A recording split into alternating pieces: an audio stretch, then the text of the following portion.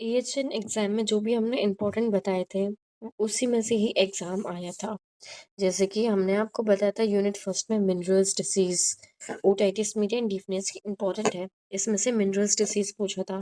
And unit second में glaucoma, blindness, नेशन and lens cataract, इसमें से 15 मार्क्स का क्वेश्चन आया था ग्लूकोमा से।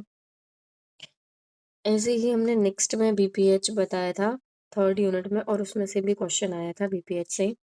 देन हमने बर्न बताया था, बर्न से भी क्वेश्चन आया था, जो कि इंपॉर्टेंट बताया था हमने। और फोर्थ यूनिट में से हमने बोला था कि अगर तुम्हारे पास टाइम ना हो तो फोर्थ यूनिट मत करना, और इसमें से एक भी क्वेश्चन नहीं आया है। सिक्स यूनिट हमने बोला था कि बहुत ज़्यादा ही इंपॉर्टेंट है सिक्स यूनिट, मेजरली सब कुछ करना है सिक्स यूनिट में से, but you have to focus in these topics. और इस टॉपिक में से भी एक 15 मार्क्स का क्वेश्चन पूछ लिया पार्किंसंस डिसीज से, जो कि अनएक्सपेक्टेड था। 15 मार्क्स में पार्किंसंस, लेकिन मैंने फिर भी आपको बताया था कि पार्किंसंस जरूर करना, और इसी से ही क्वेश्चन आ गया। Now next, cancer. कैंसर में हमने ऑन्कोलॉजी बताई थी, इमरजेंसीज, इसमें से इमरजेंसी का क्वेश्चन ज़रूर आएगा, तो वो वही पूछा गया था एग्जाम में। और डिसास्टर प्रिपेयरनेस बताया था हमने, उसकी इमरजेंसी मैनेजमेंट बताई थी, तो उसमें डिसास्टर मैनेजमेंट से भी एक क्वेश्चन आया था।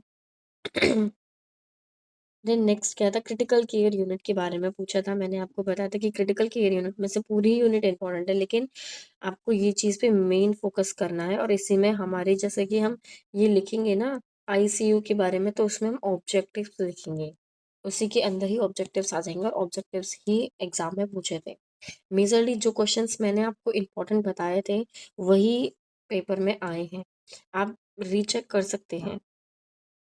आई थिंक आपका एग्ज़ाम अच्छा गया होगा अगर आपने ये इंपॉर्टेंट क्वेश्चंस किए होंगे तो।